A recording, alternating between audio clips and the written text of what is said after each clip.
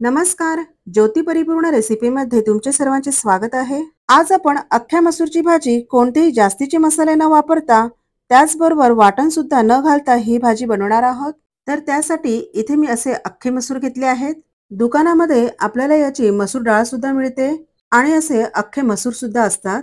तर याची आता आपण झटपट होणारी अशी आणि खूप सोप्या पद्धतीने भाजी बनवूया. या भाजीसाठी इथे मी मसूर 5 ते 6 तास भिजत ठेवलेत. हे मसूर इथे छान असे टप्पूर असे फुललेत. मसूर हे मी आता 2 ते 3 वेळा पाण्याने स्वच्छ धुवून चांगले निवडून घेतलेत. यासाठी आता आपण अद्रक लसूणची पेस्ट बनवून घेऊया. पेस्टसाठी इथे मी 10 ते 12 लसणीच्या पाकळ्या घेऊन 1 इंच अद्रक घेतले. 1 लहान चमचा जिरे घालून थोडेसे पाणी घालून घ्यायचे. आता हे मिक्सरला फिरवून घेऊया.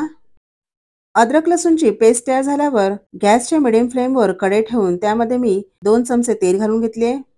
तेल थोडेसे गरम झाल्यावर अर्धा चमचा जिरे घालून चिमूटभर हिंग आणि 2 तेजपत्त्याची पाने घालायची आहेत. आता यामध्ये 2 मोठे कांदे बारीक चिरून घातलेत. कांदे हे तेलामध्ये थोडा वेळ परतत राहायचे.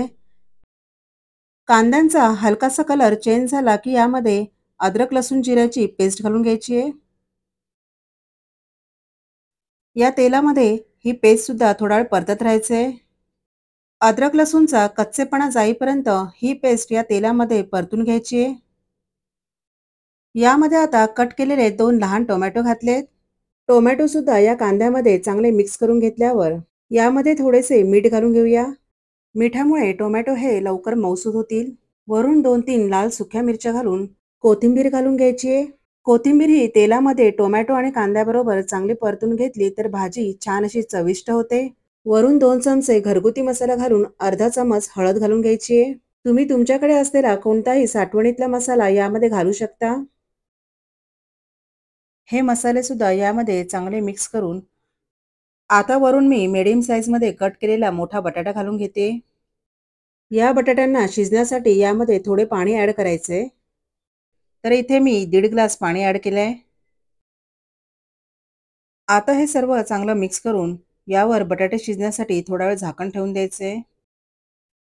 तर आता आपण बघूया बटाटे किती प्रमाणात शिजलेत ते. ही भाजी तयार झाल्यावर मस्त अशी ढाबा स्टाईल बनून तयार होते.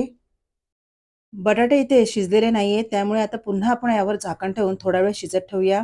थोड्या वेळाने पुन्हा आपण हे झाकण काढून बघूया. मसूर हे लवकर शिजतात, पण बटाट्यांना जरा शिजायला वेळ लागत असल्याने ते थोडेफार आधी शिजून घ्यायचे.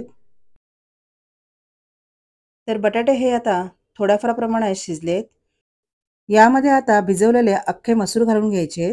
बटाट्यांना शिजायला जरा वेळ लागत असल्याने बटाटे न घालता फक्त मसूरची भाजी झटपट बनवून तुम्ही टिफिनला सुद्धा घेऊन जाऊ शकता. यातले पाणी थोडेसे आटल्यामुळे हे मसूर शिजण्यासाठी पुन्हा आपण यामध्ये थोडेसे पाणी घालून घेतले.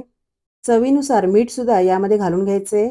सुरुवातीला टोमॅटो शिजवताना थोडेसे मीठ घातले होते, त्याप्रमाणेच आता हे मीठ घालून घ्यायचे. पुन्हा यावर झाकण ठेवून हे मसूर थोडा वेळ शिजवून घेऊया. झाकण काढून आता आपण बघूया मसूर किती प्रमाणात शिजलेत ते. हे मसूर छानपैकी शिजून तयार झालेत. यावर आता बारीक चिरलेली कोथिंबीर घालून घ्यायची आहे. तर अशी आपली मस्त झणझणीत अशी ढाबा स्टाईल अख्ख्या मसूरची भाजी बनवून तयार झाली आहे.